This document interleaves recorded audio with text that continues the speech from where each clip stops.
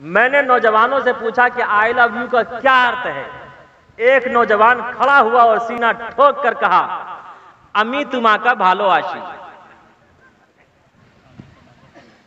यही है अमी तमा का भालो आशी, कि मैं तुमसे, अरे बोलो यार, अच्छी बात है यार, आप मुझसे मोहब्बत करते, मैं आपसे मोहब्बत करता। माशाअल्लाह माशाअल्लाह। मैं पंजाब गया, पंजाब के मुसलमानों से पूछा आई लव यू का क्या अर्थ है। वहां भी एक यंग खड़ा हुआ और कहा, तू आ समार मकालनी, मुझे मार दे लई चल। आई लव यू का क्या अर्थ है, जल्दी बताओ नौजवानों। मैं तुमसे मोहब्बत करता हूं, प्यार करता हूं। आई लव यू कहना कैसा है? अरे सही है या गलत?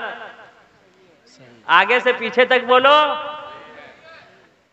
आज मैं क्लियर कर देता हूं, वरना कभी ऐसा ना हो कि ये नौजवान जितने मन चले हैं कभी जूता और चप्पल खाने पर मजबूर ना हो जाएं। बताओ नौजवानों, आई लव यू अगर हम अपने बाप से कहें, I love you my father, I love you my son, I love you my daughter, I love you my mother, I love you my uncle, I love you my sister, I love you my grandfather, I love you my wife, तो बताओ सवाब मिलेगा या अजाब? अरे मोहब्बत से बुलंद आवाज से बोलो यार, बोलोगे तो बोलूंगा। सवाब मिलेगा। सवाब मिलेगा या अजाब? और अगर रास्ते में चलती हुई किसी गर्लफ्रेंड से कहो तो क्या मिलेगा?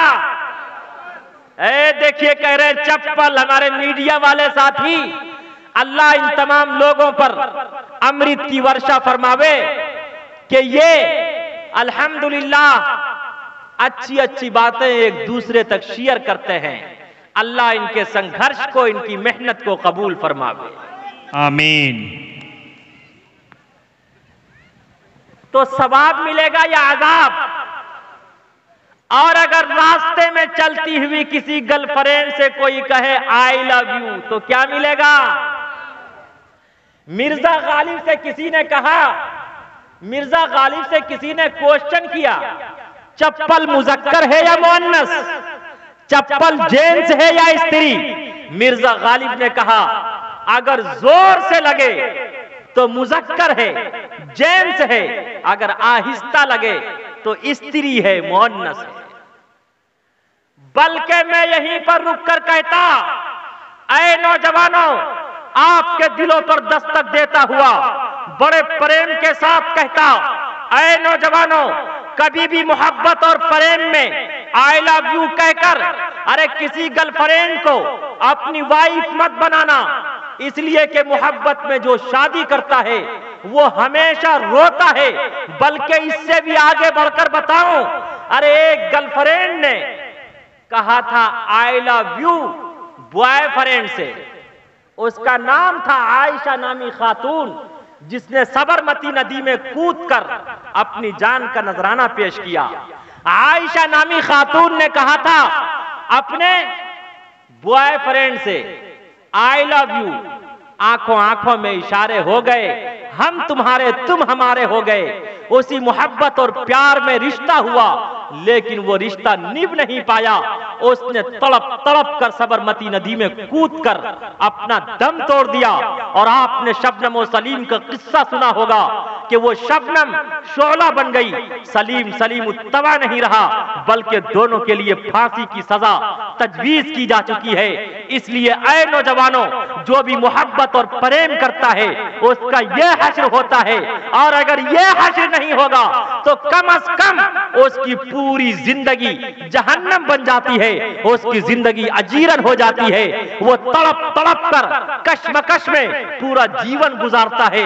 इसलिए याद रखो, हमेशा अपने वालिदैन, अपने पेरेंट्स, अपने रिश्तेदारों के मशवरे से ही निकाह करना। उस निकाह में अल्लाह रब्बुल इज्जत वल जलाल रहमत व बरकत का नुज़ूल फरमाता है। कभी भी आई लव यू कह के मोहब्बत में किसी भी गर्लफ्रेंड को वाइफ मत बनाना। मैं अपनी खवातीन से भी कहता कि किसी को भी बॉयफ्रेंड बनाकर अपना हस्बैंड मत बनाना, वरना ये इज्जत को नोचेंगे, इज्जत को तार तार करेंगे, फिर बेयारो मददगार छोड़ देंगे। उस वक्त तुम्हारा कोई पुरसाने हाल नहीं होगा। आज का नौजवान ये वादा करे कि इंशाल्लाह 420 नहीं करेंगे, अब आई लव यू नहीं कहेंगे इंशाल्लाह। दोनों हाथ उठाकर वादा करें नौजवान। ए देखिए बेचारे बूढ़े मियां को भी हाथ उठाने पे मजबूर कर दिया। बात हुई थी 200 बाराती मंगनी में बस्ती। बात हुई थी 200 बाराती मंगनी में बस्ती।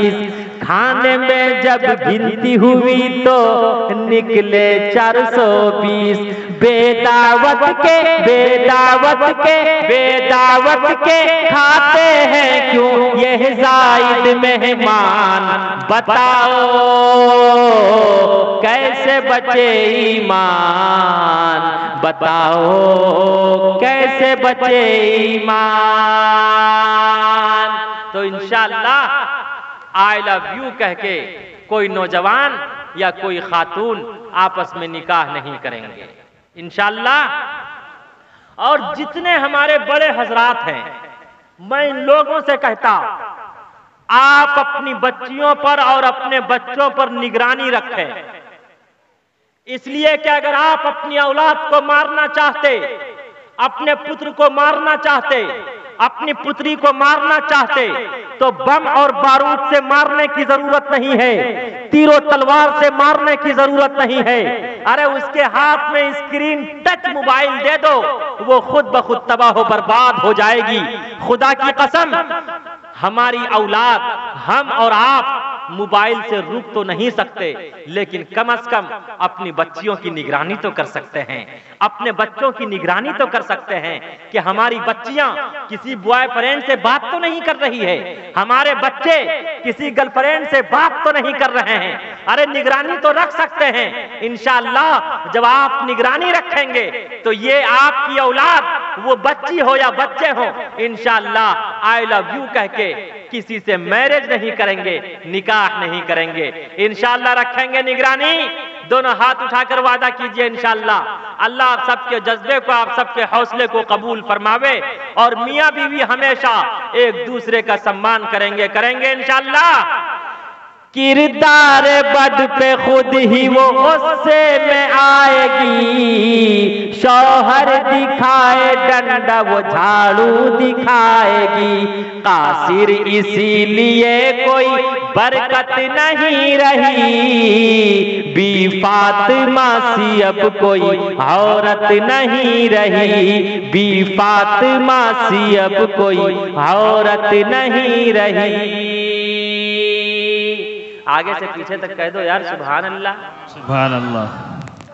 ऐ हिंदू मुस्लिम भाइयों, अब मैं बड़े प्रेम के साथ कहता, गीता का श्लोक है, कर्म इज वर्शिप, कर्म ही पूजा है। जैसा करोगे वैसा, अरे आगे से पीछे तक बोलो, जैसा करोगे वैसा भरोगे।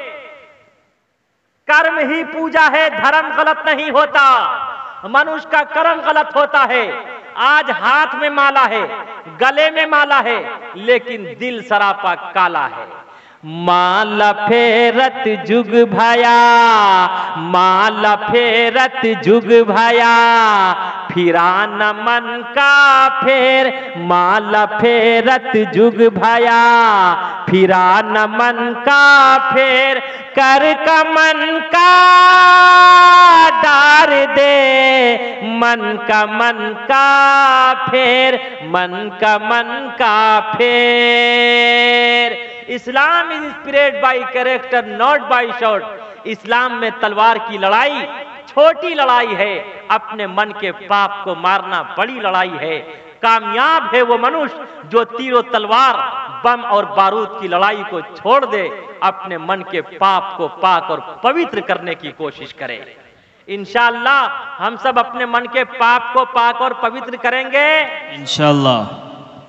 बहुत आश्चर्य लगता है आज कुछ लोग कहते हिंदू खतरे में है, कुछ लोग कहते मुस्लिम खतरे में है, 80-20 की बात करते, लेकिन मैं साफ वाज़े अंदाज में क्लियर तरीके से ये कह देना चाहता, याद रखो न हिंदू खतरे में है न मुस्लिम खतरे में है। अगर खतरे में है तो पूरा का पूरा हिंदुस्तान खतरे में है। आज हिंदुस्तान बम और बारूद के ढांचे की शक्ल में नजर आ रहा है, लेकिन इंशाअल्लाह हम सब हिंदुस्तान की गंगा जमनी तहजीब को प्रेम से, सम्मान से, एक दूसरे के अदब व एहतराम से हम सब इंशाअल्लाह बचाएंगे, बचाएंगे इंशाअल्लाह। कबीर खड़ा बाजार में, कबीर खड़ा बाजार में, मांगे सबकी खैर, कबीर खड़ा बाजार में, मांगे सबकी खैर, ना काहो से दोस्ती, ना काहो से बैर, ना काहो से बैर। अकबर बादशाह का नाम आप लोगों ने सुना होगा, सुना है? आगे से पीछे तक बोलिए। अकबर बादशाह के वजीर का नाम था बीरबल। क्या नाम था? शेख तजम्मुल साहब, अकबर बादशाह के वजीर का नाम क्या था? बीरबल। बीरबल क्या था? बीरबल बहुत बड़ा विद्वान था। कुछ भेदभाव करने वालों ने अकबर बादशाह से शिकायत की कि आप हम में से किसी को अपना वजीर, हम में से किसी को अपना होम मिनिस्टर बना लीजिए। अकबर बादशाह ने उन तमाम भेदभाव करने वालों का इल्जाम लिया, कहा कि मेरे पास 3 पैसे हैं, जाओ 1 पैसे का अब खरीदना, दूसरे का तब खरीदना, तीसरे का ना अब खरीदना ना तब खरीदना। तमाम के तमाम भेदभाव करने वाले गए, थोड़ी देर में वापस आ गए। कहा बादशाह सलामत, अब मिला तब मिला, ना अब मिला ना तब मिला, तीनों पैसे वापस। उसके बाद अकबर बादशाह ने बीरबल को बुलाया और कहा कि बीरबल कम हियर, इधर आ, देख ये 3 पैसे हैं, जा 1 पैसे का अब खरीदना, दूसरे का तब खरीदना, तीसरे का ना अब खरीदना न तब खरीदना। बीरबल तमाम भेदभाव करने वाले को अपने साथ लेकर जाता है। देखता क्या है, सुबह सवेरे एक जलेबी की दुकान है, 1 पैसे की गर्म और ताजी जलेबी खरीद ली। जलेबी उस वक्त खाने के काबिल न थी, उसे थैली में कर लिया।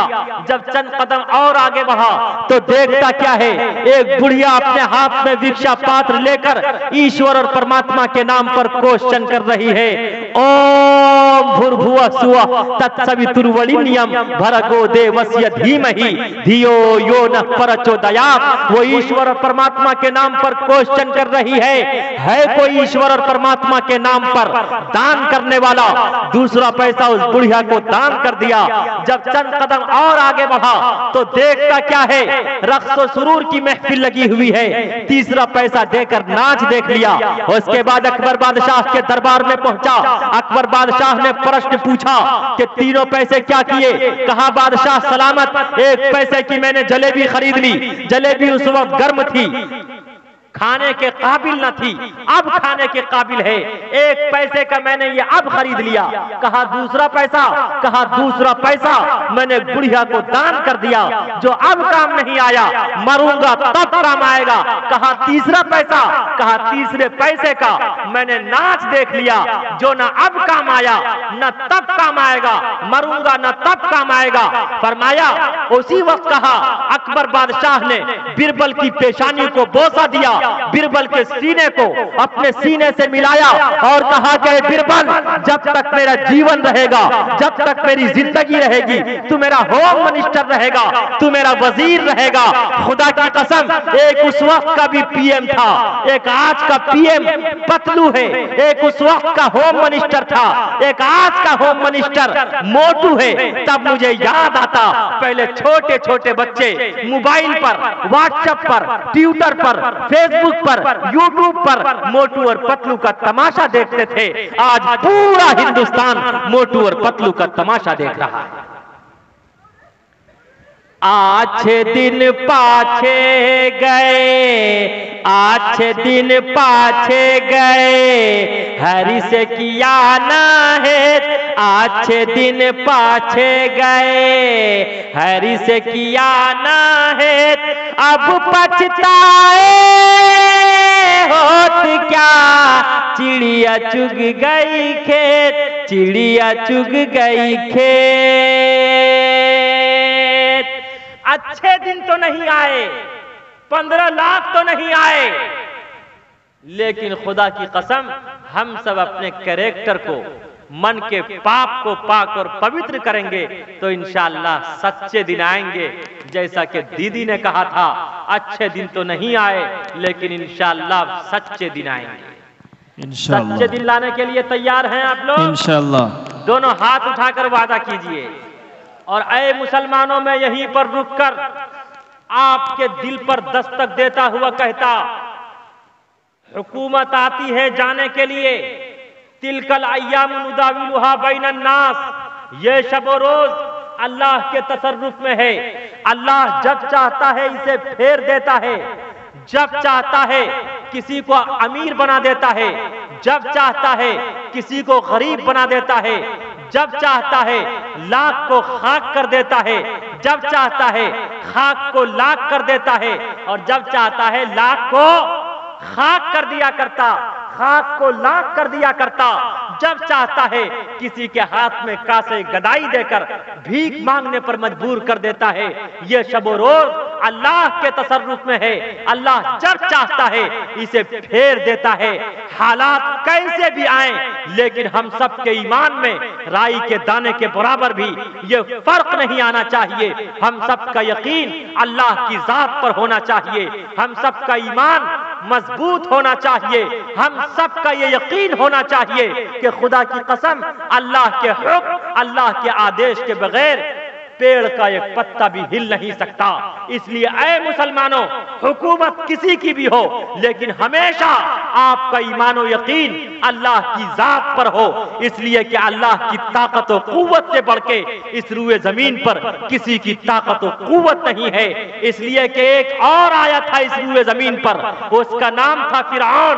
फिरौन ही सिर्फ एक ऐसा बादशाह गुजरा है जिसने खुदाई का दावा किया, और उसका तज़किरा कुरान करीम में है। कहा था अना रब्बुकुमुल आला, कि आई एम सुपर पावर, मुझसे बड़ी किसी की ताकत और कुव्वत नहीं है। लेकिन अल्लाह रब्बुल इज्जत ने उसकी लाश को सारी इंसानियत के लिए इबरत बना दिया। न जमीन ने उसकी लाश को कबूल किया, न आसमान ने कबूल किया, न आग ने कबूल किया, न हवाओं ने कबूल किया, न फिजाओं ने कबूल किया। आज भी उसकी लाश सारी इंसानियत के लिए इबरत है। और आपने नमरूद का नाम सुना होगा, नमरूद का नाम सुना है? नमरूद ने बहुत अमरूद खाया था। अमरूद की खासियत यह है, वो खुद तो हजम नहीं होता, लेकिन दूसरे के लिए हजमौला और पाचक बन जाता है। जब वॉशरूम जाते होंगे, बैतुल खला जाते होंगे, तो उसका पूरा करिश्मा अच्छी तरह देखते होंगे। लेकिन एक लंगड़ा मच्छर नाक में घुसा, दिमाग में जाकर चिपक गया। और जो लंगड़ा होता है वो बड़ा चालू होता है। यहां कोई लंगड़ा तो नहीं है, लेकिन बड़े काम का भी होता है। और मेरा ईमान और यकीन है कि एक मच्छर ने किसका तिया पाचा किया, और एक मच्छर इंशाअल्लाह अब इनका भी तिया पाचा करेगा। नारे तकबीर, नारे तकबीर। जनाब मुफ्ती सफीउल्लाह साहब। मीम से मध्य प्रदेश, छा से छत्तीसगढ़, रा से राजस्थान। मच्छर हुआ ना जी। राजस्थान ने शुरू कर दिया है। अरे अपना करिश्मा शुरू कर दिया। आप तो इशारे में समझने वाले हैं यार जी। God small grand slow but sure. हमारे पुरखों ने बताया है काम ऐसा किया जाए कि सांप भी मर जाए और लाठी भी, इसलिए कि अल्लाह की लाठी में आवाज नहीं होती है या नहीं। इसलिए बहुत ध्यान पूर्वक से सुनने की जरूरत है। लंगड़ा मच्छर नाक में घुसा, दिमाग में जाकर। कारी अनवर साहब आगे बैठाइए उनको, देखिए वहां बैठ के सो रहे, यहां आइए आप। कहां घुसा? अरे बोलो जल्दी से। और कहां जाके चिपक गया? दिमाग में जाकर चिपक गया। नमरूद ने अतिब्बा को बुलाया, हुक्मा को बुलाया, डॉक्टर्स को बुलाया, कहा जल्दी मेरे लिए कोई दवा तजवीज करो। हकीम ने कहा कि बादशाह सलामत, पहले जान माफ करनी पड़ेगी, खून माफ करना पड़ेगा, तब मैं दवा बताऊंगा। कहा जा, मैंने तेरी जान भी माफ कर दी, तेरा खून भी माफ कर दिया। कहा बादशाह सलामत, थपथपाना पड़ेगा। क्या करना पड़ेगा? आगे से पीछे तक बोलो। कहा किस चीज से? कहा चप्पल से। किस चीज से? उस वक्त प्लास्टिक और रबड़ की चप्पल नहीं चलती थी। किस चीज की चलती थी? लकड़ी की। उसे क्या कहते हैं आप लोग? खड़ाओ। कहा इससे थपथपाना पड़ेगा। उसने भी सोचा कि गोल्डन चांस मिला है। कौन सा चांस? उसने भी सोचा कि यार पूरी जिंदगी थपथपाया है, कभी एनआरसी के नाम पर थपथपाया है, कभी ट्रिपल तलाक के नाम पर थपथपाया है, कभी जीएसटी के नाम पर थपथपाया है, कभी पेट्रोल के नाम पर थपथपाया है, कभी सरसों के तेल के नाम पर थपथपाया है, और कभी किसानों को थपथपाया है। अब हिजाब के नाम पर थपथपाना चाहता है। उसने भी सोचा कि आज गोल्डन चांस मिला है। अब जब खड़ाओ से थपथपाना शुरू किया तो वो खड़ाओ बोलता, खड़ा खड़ा खड़ा खड़ा। इतना थपथपाया, इतना थपथपाया कि खुदा की कसम उसने तड़प तड़प कर दम तोड़ दिया। एक मच्छर ने उनका तिया पाचा किया, एक मच्छर ने इनका तिया पाचा शुरू कर दिया।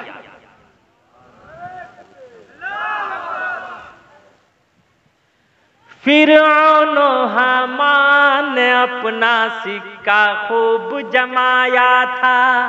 फिरौन हामान ने अपना सिक्का खूब जमाया था। रुस्तम और सोहराब ने अपना दमखम खूब दिखाया था। रुस्तम और सोहराब ने अपना दमखम खूब दिखाया था। बनवाई शद्दाद ने जन्नत फिर भी देख न पाया था। बनवाई शद्दाद ने जन्नत फिर भी देख न पाया था। आज कहाँ सुल्तानी है, आज कहाँ सुल्तानी है, उनकी सिर्फ कहानी है। पूरब पश्चिम उत्तर दक्षिण क्या खुशकी क्या पानी है। सिर्फ खुदा की जात रहेगी, सारी दुनिया फानी है, सारी दुनिया फानी है। ऐ मुसलमानों, आज जरूरत है कि हम सब का ईमान और यकीन अल्लाह की जात पर हो, कि हम कुरान के बगैर जिंदा नहीं रहेंगे, हम अजान के बगैर जिंदा नहीं रहेंगे, हम मस्जिद के बगैर जिंदा नहीं रहेंगे, हम मदारिस के बगैर जिंदा नहीं रहेंगे, हम उलमा के बगैर जिंदा नहीं रहेंगे, हम बीवी बाल बच्चों के बगैर जिंदा नहीं रहेंगे, हम हिंदुस्तान की गंगा जमनी तहजीब के बगैर जिंदा नहीं रहेंगे। और हिंदुस्तान का मूल मंत्र भी है हिंदू मुस्लिम सिख ईसाई आपस में सब भाई भाई। इसलिए हम सब हिंदू मुस्लिम भाई आपस में प्यार और मोहब्बत के बगैर भी जिंदा। और याद रखो मुसलमानों, आग कभी आग से नहीं बुझती। आग हमेशा किससे बुझती है? पानी से, वाटर से। नफरत कभी नफरत से खत्म नहीं होगी। नफरत हमेशा किससे खत्म होगी? आगे से पीछे बोलो। भेदभाव हमेशा किससे खत्म होगा? प्रेम से, प्यार से। जिस तरह आग कभी आग से खत्म नहीं होगी, पानी कभी पानी से खत्म नहीं होगा। आग हमेशा पानी से बुझेगा, नफरत हमेशा मोहब्बत से खत्म होगी, भेदभाव हमेशा मोहब्बत और प्रेम से खत्म होगा। आज ये वादा करें इंशाअल्लाह हम हिंदुस्तान की गंगा जमनी तहजीब को अपने प्रेम से एक दूसरे के सम्मान से इंशाअल्लाह बचाएंगे इंशाअल्लाह।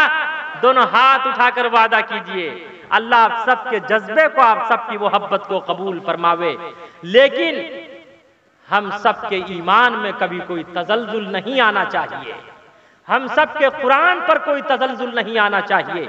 हमारा ईमान अल्लाह की जात पर है और हम सब काली कमली वाले मुस्तफ़ा मुहम्मदुर रसूलुल्लाह सल्लल्लाहु अलैहि वसल्लम के आइडियल को अपनाने वाले हैं।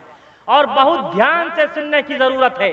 मैं आखिरी बात आपको बता रहा हूं, इंशाअल्लाह आपका ईमान ताजा हो जाएगा। पहले लॉकडाउन से पहले, फर्स्ट लॉकडाउन से पहले आसाम में मेरा प्रोग्राम था।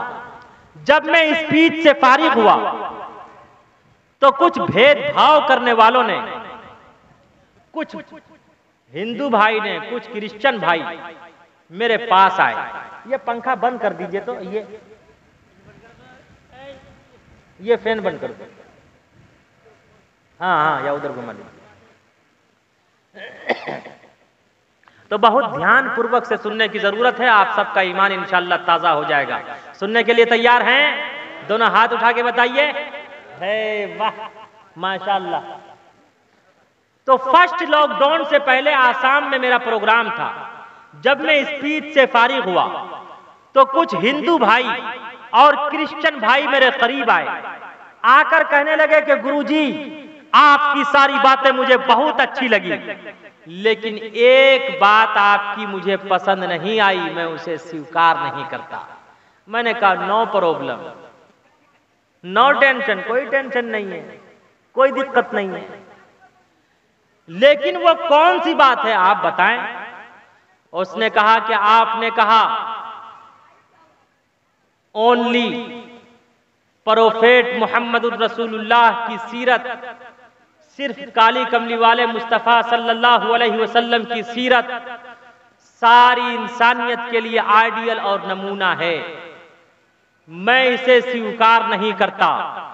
उसने कहा कि क्या ईसा यसूह की सीरत सारी इंसानियत के लिए आइडियल और नमूना नहीं है? ईसा यसूह समझते हैं? ईसा मसीह, ईसा अलैहिस्सलाम। उसने कहा क्या ईसा अलैहिस्सलातु वस्सलाम की सीरत सारी इंसानियत के लिए आइडियल और नमूना नहीं है? मैंने कहा अगर है तो आप ये बताइए कि ईसा अलैहिस्सलातु वस्सलाम ने निकाह कैसे किया, शादी कैसे की, विवाह कैसे किया, अपने पुत्र और पुत्रियों को शिक्षा और ज्ञान कैसे प्राप्त करवाया? उसने कहा ईसा अलैहिस्सलाम ने निकाह तो नहीं किया। जब निकाह नहीं किया तो औलाद कहां से आएगी? मैंने कहा सुनो, 33 वर्ष की उम्र में ईसा अलैहिस्सलातु वस्सलाम को धरती से आकाश पर उठा लिया गया। कहां? जमीन से आसमान पर उठा लिया गया।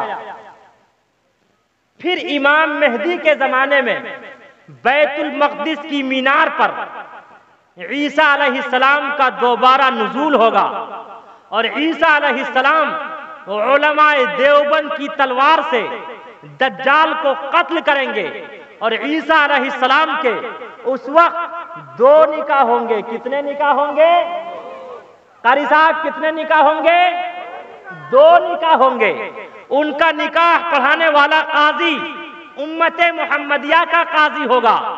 ईसा अलैहिस्सलाम के निकाह के गवाह उम्मते मुहम्मदिया के अफराद होंगे और ईसा अलैहिस्सलातु वस्सलाम का निकाह जिस खातून से होगा वो काली कमली वाले मुस्तफ़ा सल्लल्लाहु अलैहि वसल्लम पर ईमान लाने वाली होगी। तो मैंने कहा खुद ईसा अलैहिस्सलातु वस्सलाम की जिंदगी उस वक्त तक कामिल व अकमल नहीं होगी जब तक कि वो आप अलैहिस्सलातु वस्सलाम के आइडियल को ना अपना ले। तो उसने फौरन मुझे चिढ़ाने के लिए कहा आप उस मोहम्मद की बात करते हैं, मोहम्मद ने सिर्फ शादियां ही तो की है, उसके सिवा और क्या किया? अंदाजा लगाओ मुसलमानों, अगर कोई आपसे कहे मोहम्मद ने सिर्फ शादियां ही तो की है, उसके सिवा और क्या किया है, आपको कितना गुस्सा आएगा, आप कितने जलाल में आएंगे। आप किस तरह बरहम होंगे, आप किस तरह लाल और पीले होंगे, आप कितने इमोशनल होंगे, लेकिन मैं गुस्से और जलाल में नहीं आया।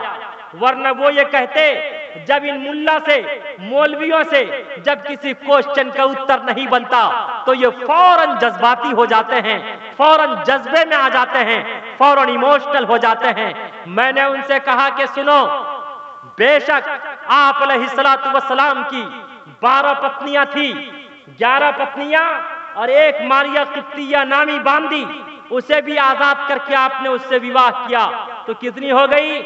मैंने कहा बेशक आप अलैहिस्सलातु वस्सलाम की 12 पत्नियां थी, तो आप अलैहिस्सलाम को अय्याश कहते, लेकिन आओ उठाओ महाभारत और पढ़ते चले जाओ। उष्टुरायस्य पड़वाहिनो वधुमंतु दिविर दशा दिव इस्माना उपस परिशा यज्ञियम परचोच्छाम्यवम सतदुदूतो विवोचति पूर्वयम गतम कस्तति विभारत है तस्मिन्नंतरे मलीचाचार्य समन्विता महामद एकाधिय शिष्य शाखा समन्विता प्रथम तारका चैवा दीति दंडमुच्यते तीति कुंडला कार्म चतुर्थ अर्थे चंद्रुका पंचबिंदु संयुक्त ओम जयोतियतिया।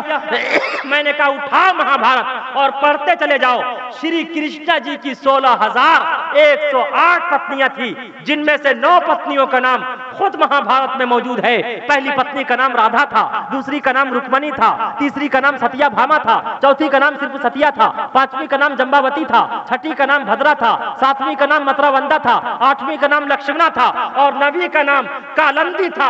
अगर आप अलैहिस्सलाम की 12 पत्नियों की वजह से, 12 वाइफ्स की वजह से अगर आप अलैहिस्सलातु वस्सलाम को अय्याश और रंगीला रसूल कहते हो, तो बताओ तुम श्री कृष्ण जी को क्या कहोगे। लेकिन याद रखो, ये किसने कहा हम में तुम में लड़ाई होगी, ये बात तो किसी दुश्मन ने उड़ाई होगी। बेशक आप अलैहिस्सलातु वस्सलाम की कितनी पत्नियां थी, और ये भी यजुर्वेद में इसका तस्किरा साफ वजाहत के साथ है। उष्टुरायस्य पड़वाहिनो वधुमंतु दिविर दशा, एक ऐसा पैगंबर आएगा, एक ऐसा अंतिम महापुरुष आएगा, उसकी सवारी ऊंटनी होगी और उनकी 12 पत्नियां होंगी। दिविर के माने 2, दश के माने 10, 10 और 2 कितने होते हैं? 12। बेशक आप अलैहिस्सलातु वस्सलाम की 12 पत्नियां थी। पहली पत्नी का नाम खदीजा था, दूसरी का नाम सौदा था, तीसरी का नाम आयशा था, चौथी का नाम हफ्सा था, पांचवी का नाम ज़ैनब बिनते खुज़ैमा था, छठी का नाम उम्मे सलमा था, सातवीं का नाम ज़ैनब बिनते जहश था, आठवीं का नाम जुवेरिया था, नवीं का नाम उम्मे हबीबा था, 10वीं का नाम सफिया था, 11वीं का नाम मैमूना था और 12वीं का नाम मारिया किप्तिया था। क्या था? अरे शेख तजम्मुल साहब, आप जा कहां रहे हैं? गौर से सुन रहे हैं? यहाँ ऊपर आइए। सिर्फ पीते पिलाते ही रहेंगे, खाते खिलाते ही रहेंगे। गौर से सुनिए, इंशाअल्लाह आपका ईमान ताजा हो जाएगा। तो कितनी पत्नियां थी? और ये भी हिंदू भाइयों की किताबों में बाबा अंबेडकर ने साफ वजाहत के साथ लिखा है, हिंदुइज्म में कोई ऐसा अवतार नहीं आया जिसकी सवारी ऊंटनी हो। हिंदुइज्म में कोई ऐसा अवतार नहीं आया। हिंदुइज्म में ऊंट का गोश्त, मीट, ऊंट का मिल्क यानी दूध, दोनों खाना पीना हराम है। बल्कि हिंदुइज्म का यह अकीदा है, अगर कोई ऊंटनी पर सवार होगा वो भ्रष्ट, काफिर और अत्याचार हो जाएगा। इससे स्पष्ट और क्लियर हो गया, ऊंटनी अगर किसी की सवारी थी तो किसकी सवारी थी? अरे आगे से पीछे तक बोलो, किसकी सवारी थी? दाई हलीमा जब लेने के लिए आई थी आप अलैहिस्सलातु वस्सलाम को, तो किस पर आई थी? ऊंटनी पर। वो ऊंटनी दुबली पतली कमजोर ऊंटनी थी, लेकिन जब आप अलैहिस्सलातु वस्सलाम उस पर सवार हुए तो वो ऊंटनी तेज रफ्तारी से चलने लगी थी, तेजी से चलने लगी थी ना। दुबली पतली दाई हलीमा की ऊँटनी, दुबली पतली दाई हलीमा की ऊँटनी, दिखलाने लगी फिर बिजली सी तेजी। आमना का लाल जब सवार हो गया, आमना का लाल जब सवार हो गया, जिसको मेरे मुस्तफा से प्यार हो गया, जिसको मेरे मुस्तफा से प्यार हो गया, बाग़े जन्नत का वो हकदार हो गया, जिसको मेरे मुस्तफा से। जी नहीं भाई, मैं जवान आदमी हूं, मुझे आप ईशा के बाद बैठा दीजिए, फजर की नमाज पढ़वा दीजिए, बस आपकी दुआएं चाहिए। पानी की जरूरत नहीं है, इसलिए कि मैं तो खुद पानी का भी पानी उतारने वाला। बस आप लोग, इसलिए कि 15 फरवरी से कोई तारीख मेरी आज तक खाली नहीं थी। अब जो है इंशाअल्लाह फिर रमजान है, रमजान में भी शब बेदारी होगी, इंशाअल्लाह दिन को रोजा रखा जाएगा। इंशाअल्लाह रमजान की बरकत से इंशाअल्लाह अब सारा बेड़ा पार हो जाएगा। और जो रोजा रखने वाले नहीं है वो तो अभी से कहते हैं ओ हो गर्मी अभी से ही कितनी होने लगी। देखो जो रोजा रखने वाला नहीं, जिसका ईमान कमजोर है, वो अभी से ही कह रहा है अरे ओ हो गर्मी कितनी है, कहते हैं ना। तो बहुत गौर से सुनने की जरूरत है। तो उसने मुझसे क्या कहा, मोहम्मद ने सिर्फ शादियां ही तो की है। तो जब मैंने उनसे कहा आप अलैहिस्सलातु वस्सलाम के 12 निकाह की वजह से अगर आप अलैहिस्सलातु वस्सलाम को अय्याश और रंगीला रसूल कहते तो तुम बताओ श्री कृष्णा जी को क्या कहोगे। तो उसने फिर पलट कर वार किया, कहा तो आप ये बताइए मोहम्मद साहब ने 12 विवाह क्यों किया। मोहम्मद साहब ने, गौर से सुनिएगा आपका ईमान ताजा हो जाएगा। अरे देखिए चाय वाय वाला निजाम खत्म कीजिए। ए शेख तजम्मुल साहब, एक चाय वाले ने पूरे हिंदुस्तान को तबाह बर्बाद कर दिया, अब ये चाय का निजाम इस पूरे जलसे को तबाह करना चाहता है। भाई जब मैं चाय नहीं पी रहा हूं, मैं पानी नहीं पी रहा हूं, जब मेहमान ना पिए तो मेजबान पिएगा। बोलिए, मैंने शुरू में कहा आपसे मुलाकात हुई, ईद हो गई और उसके बाद फिर बकरीद, लेकिन ईद के मौके पर गला मिला जाता है और बकरीद के मौके पर अब आप लोग क्या करना चाहते हैं। तो इसलिए ये चाय वाय के निजाम को खत्म कीजिए। अभी चंद मिनट की बात है, फिर अंधेरी रात है। बहुत गौर से सुनने की जरूरत है, आपका ईमान ताजा हो जाएगा। तो उसने मुझसे कहा आप ये बताइए मोहम्मदुर रसूलुल्लाह ने, प्रोफेट मोहम्मद ने 12 निकाह क्यों किया। और ये फैजाने देवबंद था। उस वक्त इस क्वेश्चन का उत्तर मेरे कल्ब पर अवतरित हुआ। ये फैजाने देवबंद था। मैंने कहा बेशक आप अलैहिस्सलातु वस्सलाम ने कितने विवाह किए, आगे से पीछे तक बोलो। मैंने कहा दुनिया का कोई भी मनुष्य किसी भी खातून से विवाह करेगा, निकाह करेगा, तो खुदा की कसम वो इन्हीं 12 खवातीन में से कोई न कोई खातून से विवाह करेगा। कोई भी वो इन्हीं खातून में से करेगा। वो या तो कंवारी होगी, शादीशुदा होगी, या मुतल्लका होगी। कितने हुए, बोलिए आगे से पीछे तक, तब मैं समझूंगा कि आप समझ रहे हैं। भाई दुनिया का कोई मनुष्य किसी भी खातून से विवाह करेगा तो वो इन्हीं 12 खवातीन में से कोई न कोई खातून होगी। वो कंवारी होगी, शादीशुदा होगी, या मुतल्लका होगी। कितने हुए, आगे से पीछे तक बोलो। अमीर होगी या गरीब होगी। कितने हुए, 5। उम्र में छोटी होगी या बड़ी होगी। कितने हुए, उसका ताल्लुक उसी की बिरादरी से होगा या उसकी बिरादरी से नहीं होगा। कितने हुए, वो पहले से मुस्लिम होगी या नॉन मुस्लिम होगी। कितने हुए, वो मेड सर्विस होगी, बांदी होगी, आजाद करने के बाद आपने उससे निकाह किया होगा। कितने हुए, बेशक आप अलैहिस्सलातु वस्सलाम ने 12 विवाह किया, लेकिन आप अलैहिस्सलातु वस्सलाम ने अपने 12 विवाह के जरिए सारी इंसानियत और मानवता को मोहब्बत और प्रेम का संदेश और आदेश दिया कि अगर तुम्हारा निकाह किसी ऐसी खातून से हो जो कंवारी हो, उसके साथ जीवन उसी तरह बिताना जिस तरह मैंने बिताया। अगर तुम्हारा निकाह किसी ऐसी खातून से हो जो शादीशुदा हो, उसके साथ जीवन उसी तरह बिताना जिस तरह मैंने बिताया।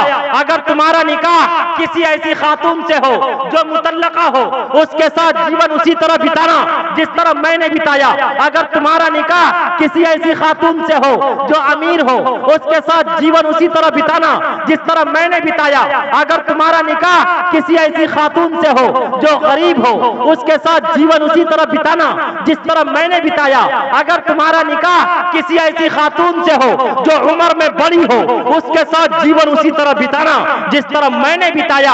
अगर तुम्हारा निकाह किसी ऐसी खातून से हो जो उम्र में छोटी हो, उसके साथ जीवन उसी तरह बिताना जिस तरह मैंने बिताया। अगर तुम्हारा निकाह किसी ऐसी खातून से हो जिसका ताल्लुक तुम्हारी बिरादरी से हो, उसके साथ जीवन उसी तरह बिताना जिस तरह मैंने बिताया। अगर तुम्हारा निकाह किसी ऐसी खातून से हो जिसका कॉन्टेक्ट तुम्हारी बिरादरी से ना हो, उसके साथ जीवन उसी तरह बिताना जिस तरह मैंने बिताया। अगर तुम्हारा निकाह किसी ऐसी खातून से हो जो पहले से मुस्लिम हो, उसके साथ जीवन उसी तरह बिताना जिस तरह मैंने बिताया। अगर तुम्हारा निकाह किसी ऐसी खातून से हो जो नॉन मुस्लिम हो, उसके साथ जीवन उसी तरह बिताना जिस तरह मैंने बिताया। अगर तुम्हारा निकाह किसी ऐसी खातून से हो जो मेड सर्विस हो, बांदी हो, आजाद करने के बाद तुमने उससे निकाह किया, तो उसके साथ जीवन उसी तरह बिताना जिस तरह मैं मोहम्मद रसूलुल्लाह मारिया कित्तिया को आजाद करके उसके साथ निकाह करके जीवन बिताया हूं। गोया आप अलैहिस्सलातु वस्सलाम ने अपने 12 निकाह के जरिए, अपने 12 विवाह के जरिए, अपनी 12 शादियों के जरिए आप अलैहिस्सलातु वस्सलाम ने सारी इंसानियत को, सारे संसार को मोहब्बत और प्रेम का संदेश दिया कि अगर तुम्हारा क्या अपनी माता का भी सम्मान करना, अपनी वाइफ का भी सम्मान करना, इसलिए कि माँ दुनिया में लाई है, बीवी तमाम रिश्तेदारों को छोड़कर आपके जीवन में आई है। आप अलैहिस्सलातु वस्सलाम ने फरमाया जो माँ का सम्मान करेगा, माँ के कदमों के नीचे जन्नत है। जो बीवी का सम्मान करेगा, कल क़यामत के दिन अल्लाह उसके लिए जन्नत के 8 दरवाजे खोल देगा।